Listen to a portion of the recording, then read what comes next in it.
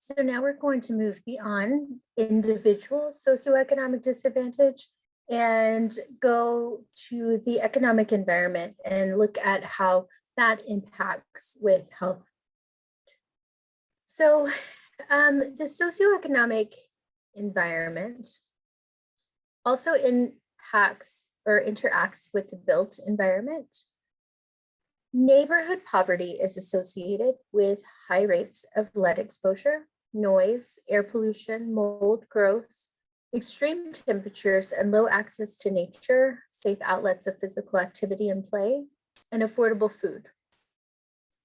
People in lower income or class status are often relegated to living and working in environments that have a higher risk for pollution, stress, injury, and other risk factors for disease outcomes. So we talked about this a little bit at the individual level, right? Because if you are in a lower socioeconomic status, then you might live closer to a highway.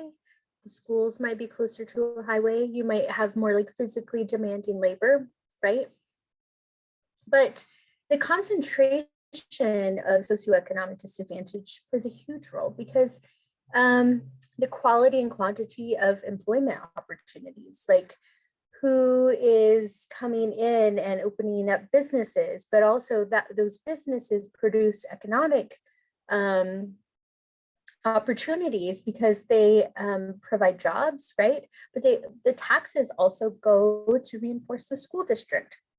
So you can see how like, someone investing in a community and then all the other people coming can play a major role in health outcomes because it plays a major role in providing opportunities for people to, one, like build social capital, but also build economic capital.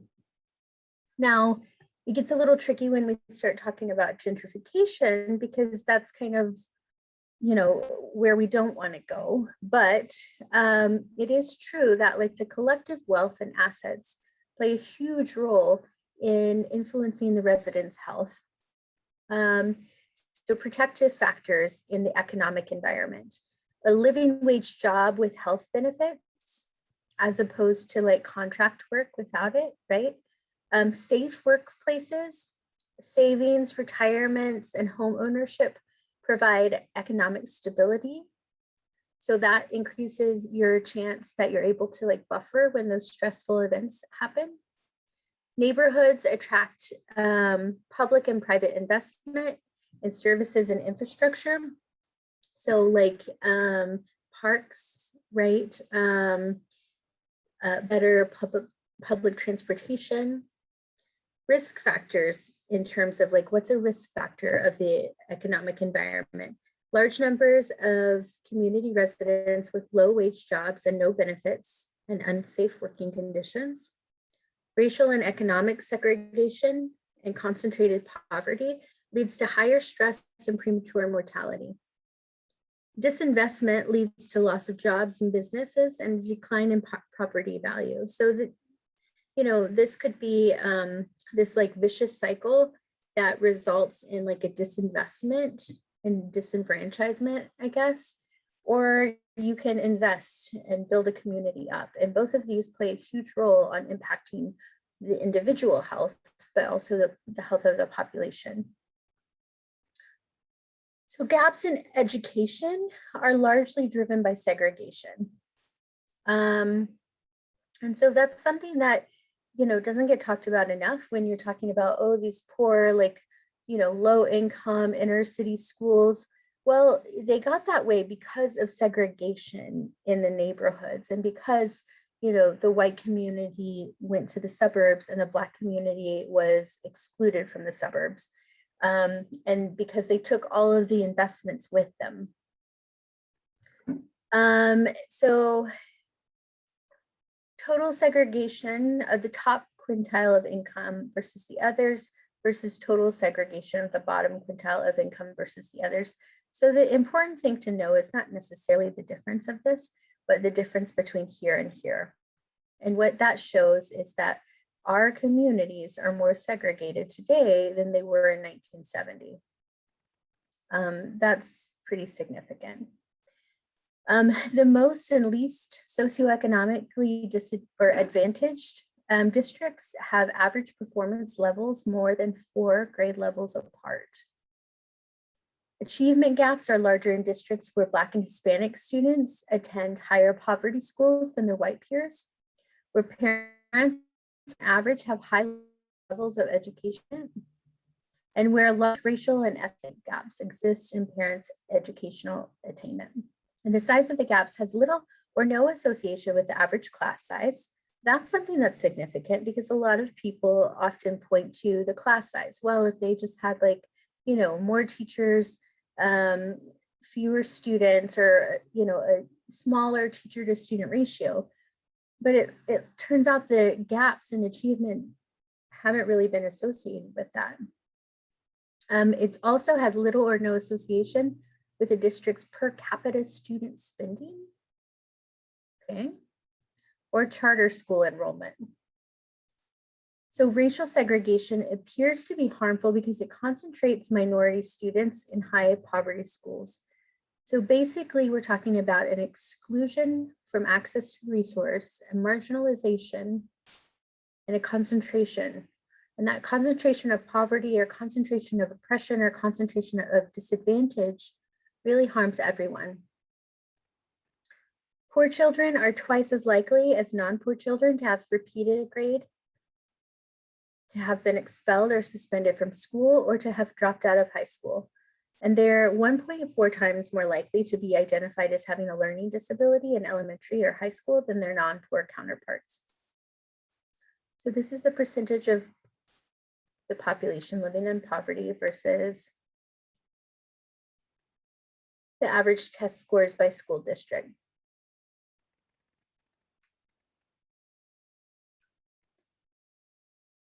So concentrated neighborhood poverty negatively affects all the kids that are living in the area, not only the children in households with low incomes, but also those who are economically better off.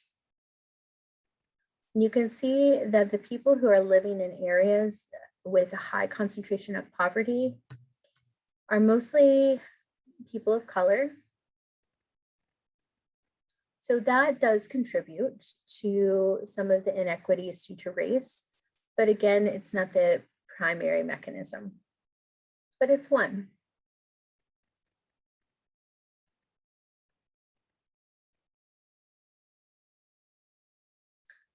So I will let you watch this in the module. So concentrated neighborhood poverty, what is it associated with? Well, poorer health, higher rates of crime and violence, poor performing schools, limited access to support networks, which is huge. Remember that lack of social capital, triggering that stress response. Well, if everyone's stressed and overworked and overburdened, then who is there to comfort and to care for kids, to help tutor, to watch after school? That's really significant. And then limited job opportunities. And so neighborhood poverty is also associated with higher rates of lead exposure, noise exposure. We talked about noise a little bit in terms of how it affects the cardiovascular health, right? Air pollution, mold growth, extreme temperatures, low access to nature, safe outlets of physical activity and play, and affordable food.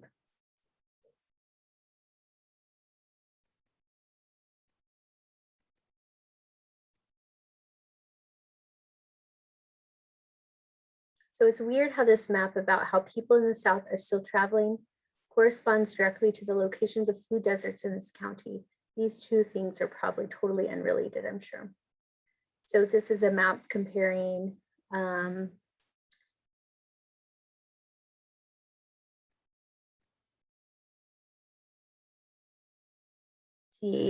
basically food deserts, or how long they're traveling. And I think that to how long they are commuting for work.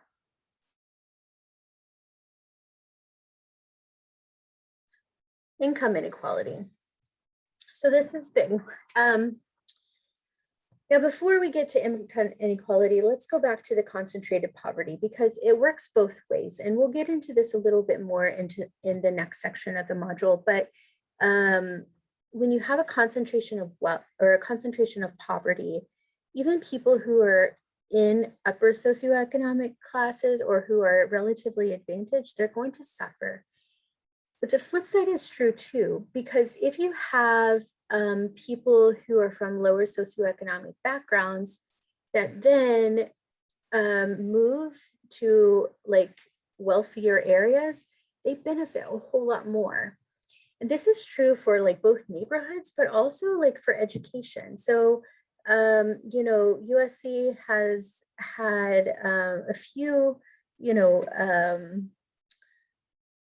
major news stories, but with all of the like, you know, cheating to get into colleges and those stories, well, it turns out that like, you know, people who are from that like wealthier background, they probably do fine no matter where they went.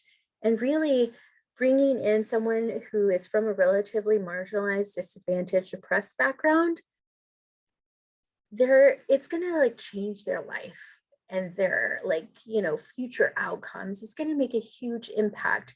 Whereas like, you know, the people who had the resources to cheat to get in probably would have just done just as well in like community college or something. Because they already have the like buffering factors, the protective factors that allow them to thrive. So income inequality, we'll move on to that. This is very, very important topic. So, you know, I want you to understand this because again, going back to poverty and absolute poverty in the United States, it's not that. We don't have a lot of people making less than $2 a day, right? It's relative poverty. And when we're talking about relative poverty, we're talking about income inequality. And this has a huge impact on health outcomes. And it's not just because of the lack of resources. And this is also, income inequality is what you can point to explain why the middle class also suffers from poor health outcomes relative to the upper class. So income inequality is the extent to which income is distributed in an uneven manner among a population. So higher levels of inequality negatively affect health, mainly because it reduces social cohesion, a dynamic that leads to more stress, fear, and insecurity for everyone. So if I tell you that, you know, your income is the most important determinant of your health, which means that it matters more than what you eat, what you smoke, how much you exercise. That's true. Like your income I can predict your health outcomes much with a much higher degree of accuracy if I know your income than if I know all of those other health behaviors or your genetics or whatever. Now, that being said, social capital is one of the most protective mechanisms. And so there's this conflict, right? Like what matters more? Is it income? Is it money? Or is it social capital? Well, the way that it works, at least in our society and other societies with a huge amount of income inequality, is it's not the money, it's the inequality and it's the rank and the social status and that hierarchy. And what happens in a very stratified, unequal society is that the more unequal, the less peer on your level by definition, right? Because if we're all stratified and all spread out onto different like ranks in this hierarchy, then we have fewer peer group to commune with. But not only that, we have less access to them, right? Because whenever you are in a middle class or a lower class or whatever, you don't have time to like join a bowling league or you know, do all of these like social events, right? Because you have to get to your second job or you're just like struggling to survive. And so that creates this degree of isolation, and that isolation and disconnect from other people is huge. It plays a huge role, as you know, as we all know now. It negatively impacts your health, but not only that, this hierarchy and the stratified society, once it gets to be so extreme, even the people at the top are suffering. And so if it was a little bit more equal, we actually everybody would benefit from that. And that's a really powerful message to get across, because it's really hard to convince someone who is at the top at a relatively privileged position that it's in their best interest to create a more equal society. But it actually is, and there's a lot of evidence to support this. And so as we go forward, we're going to talk about how income inequality negatively affects our health. And this is by far the most powerful mechanism that explains why we have all these health inequities due to socioeconomic disadvantage. So it's not poverty. It's not the absolute lack of resources. Yes, that matters to a certain extent, but that is not the major driving factor. It's actually the inequality. And it's actually the lack of those social connections that result from this inequality. So how much richer are the richest 20% than the poorest 20%? What is the degree of income inequality in our country? And, once again, you should, your eyes should be trained now to look at the extreme ends of the chart, right? The top 1% of the US population holds more wealth than the bottom 90% combined. During the past 25 years, while the rich became richer, the net worth of the least affluent 40% of American families fell by half. So during the past 25 years, the rich became richer, and the net worth of the least affluent 40% fell by half. Here's the distribution of income and wealth in the United States in 2016. The wealthiest 1% of families in the United States holding about 40% of all the wealth, and the bottom 90% of families holding less than a quarter of all wealth. So whenever, policies are proposed about a wealth tax, they're talking about this, the red part. Not taxing the income, but taxing the accumulated wealth. US average income in 2015. So if you were in the bottom 90%, $34,000. If you were in the top 0.1%, almost 7 million. And this comes up, even in discussions on amongst high earners, complaints about not getting paid as much as other people, blah, blah, blah. And it's really, the issue is not, the issue, and it gets brought up too, whenever people are talking about, raising the minimum wage, right? Well, do you want people at that level to really make $15 an hour? That is not the issue at all. The issue is not the difference between someone making $15 an hour and someone making $40 an hour. The issue is really someone making 15 or 40 and then $7 million an hour, right? The issue is that extreme difference. So what is the price of inequality? This might be a little bit blurry on your end, so I'll kind of go through it. So the US is the big orange circle, usually at the very end, at the worst. And so we're looking at best and worst. US is the orange, and then we are comparing to Japan, Sweden, Germany, France, and the UK. So inequality ranking, we are at the worst amongst these countries. Life expectancy, we are at the worst, 78.5 compared to Japan's 83.4.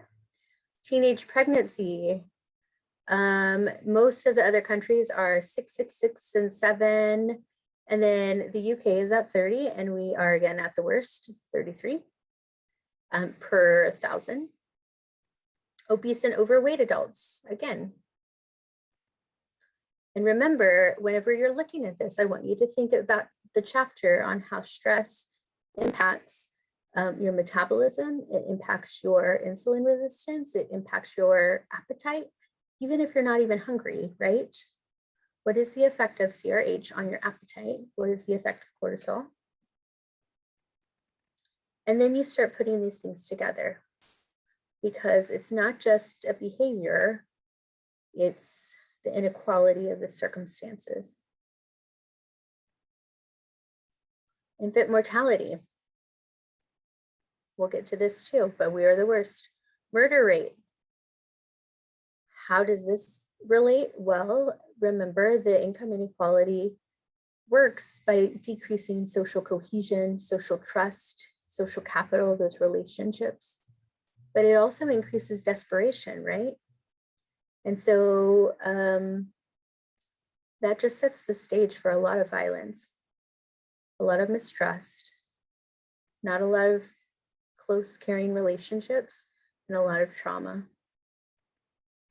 Road fatalities, prison population, and this is particularly relevant to economic inequities, especially because so many of us depend on prison labor for a lot of the clothes we wear, the computers we use, cell phones, whatever.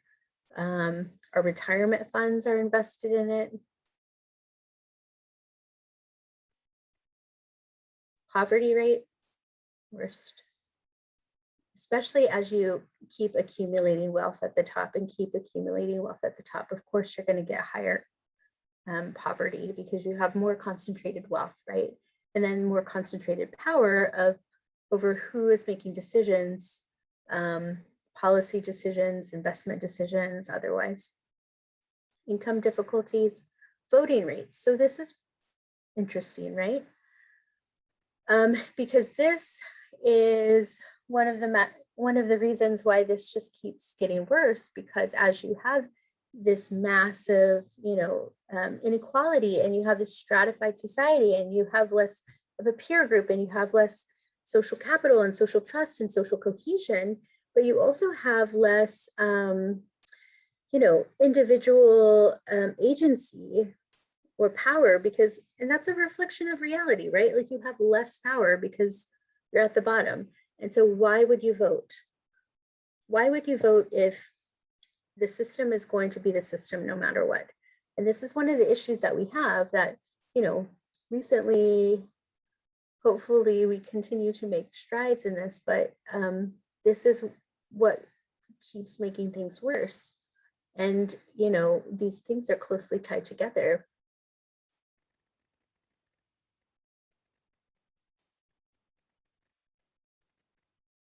Trust, we're at the worst. All right, so getting into the more nuanced things, life expectancy. That's something that's quantifiable, right? Objective. Life expectancy is longer in more equal rich countries. So let's look at this. So we are looking at a graph that is graphing income inequality at the bottom, life expectancy on the side, right? And so countries with lower income inequality, so a more equal distribution of resources, have a much higher rate of, or life expectancy in years. The prevalence of mental illness is higher in more unequal rich countries. Here's the United States over here.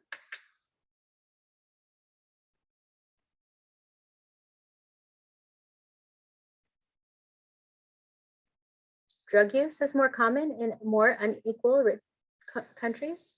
Here's the United States right here.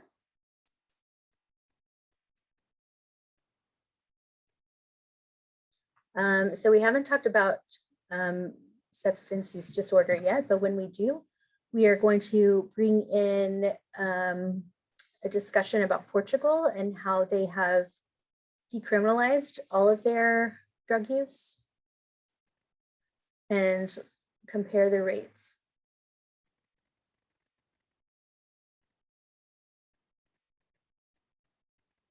Educational scores are higher in more equal rich countries. So we actually don't do that great in education, despite our pride in our institutions. We also spend significantly more on education than other OECD countries. So in 2010, the US spent 39% more per full-time student for elementary and secondary education than the average for other countries in the OECD. Yet more money spent doesn't translate to better educational outcomes. And that is kind of familiar, right? Because we also spend so much more money on health care and we have poor health outcomes. So we can't throw money at this issue unless we distribute it in a more equal way. More children drop out of high school in more unequal US states. So this is true even within a state. Child well-being is better in more equal rich countries. Again, here's the US. Health and social problems are worse in more unequal US states. And so this is an index that includes life expectancy, math and literacy, infant mortality, homicides, imprisonment, teenage birth rates, trust, obesity, mental illness, social mobility. And so the index combining all of those things show that, oh, inequality worsens health outcomes.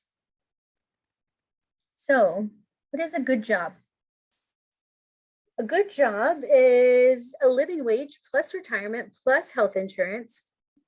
Unfortunately, job quality has decreased in the past 40 years.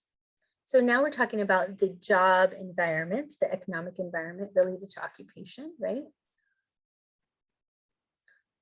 So our GDP in the last 40 years has increased by almost 300%. So our GDP has gone up by 282%, but our median income has only gone up by 21%. Where did it go? So between 1967 and 2016, again, the gross domestic product, GDP, increased 282%, but median income only grew by 21%. And income for the bottom 10% grew by an average of less than 0.5% per year. And so what you see here is that all of the benefits of the increase in productivity and the increase in our gross domestic product is all only concentrated into the top 5%.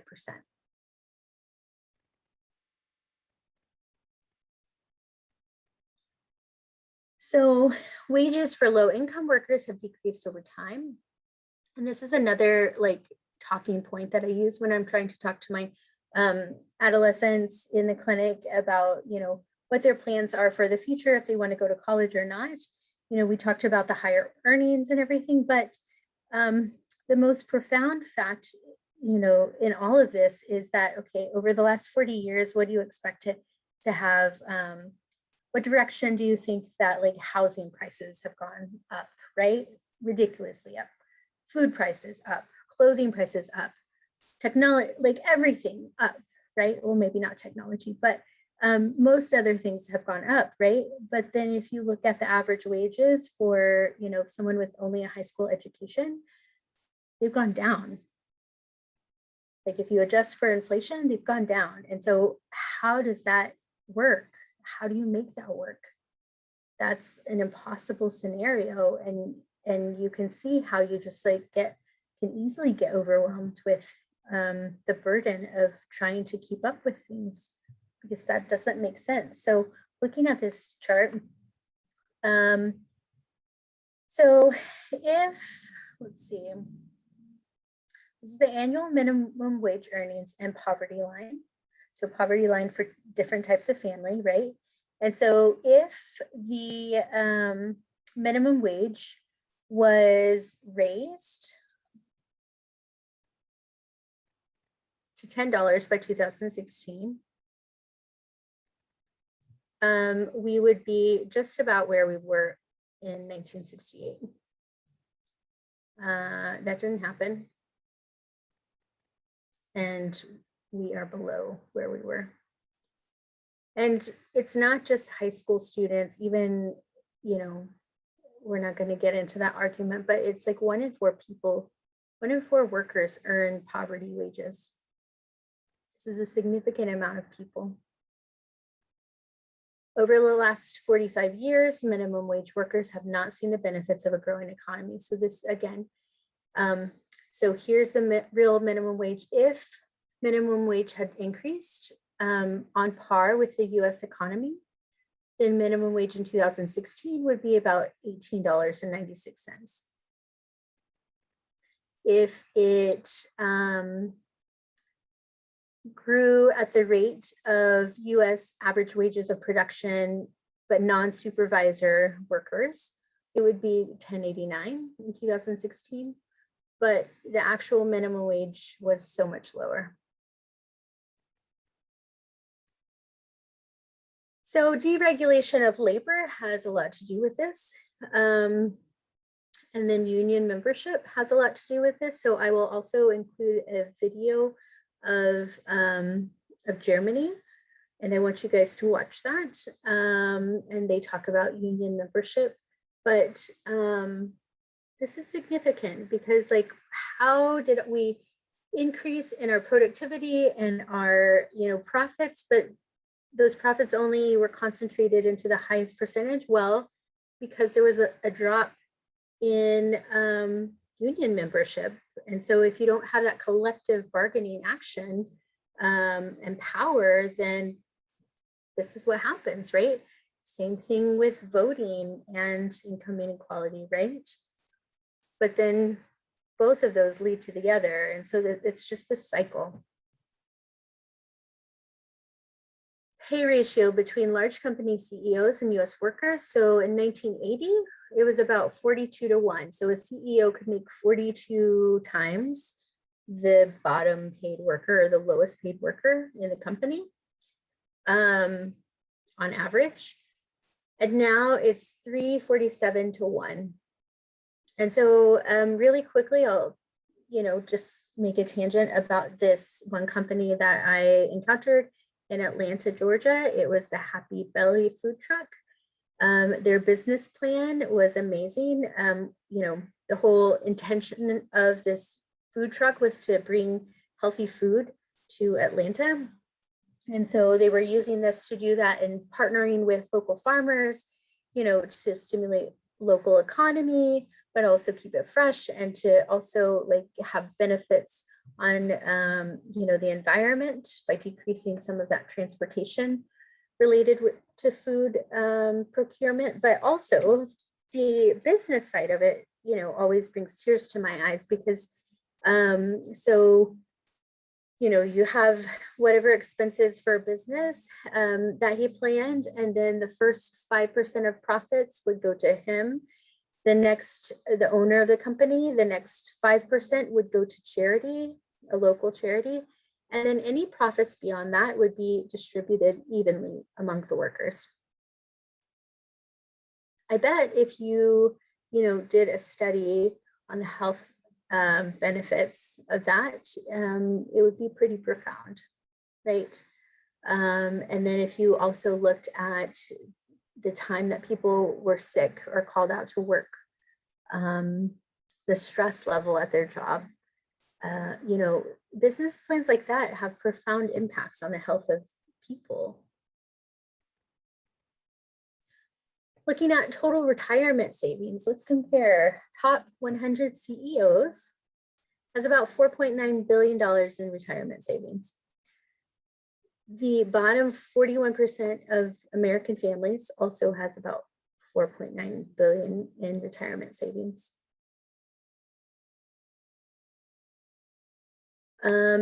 Union membership, top percent income share.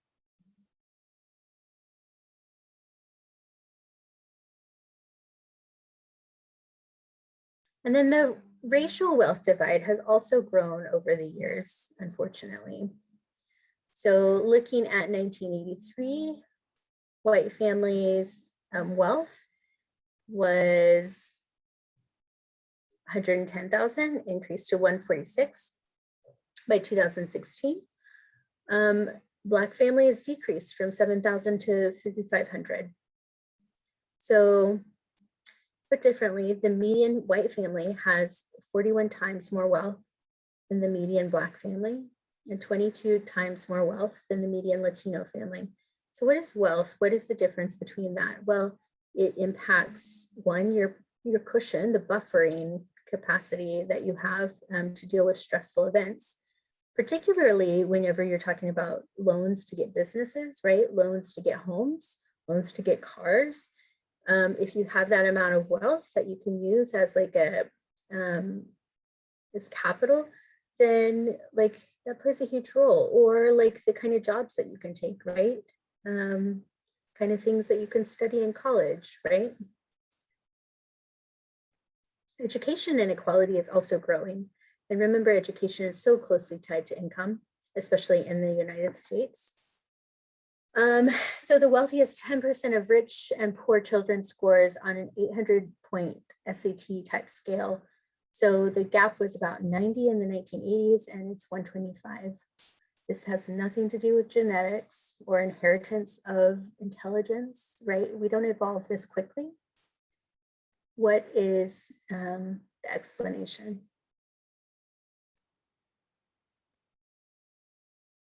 And then maybe the saddest point is that intergenerational mobility has been declining as well.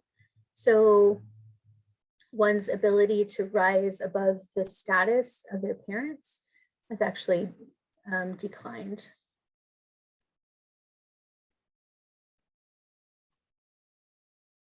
So I'll stop there, and you can review the videos and move on to the next section when you're ready.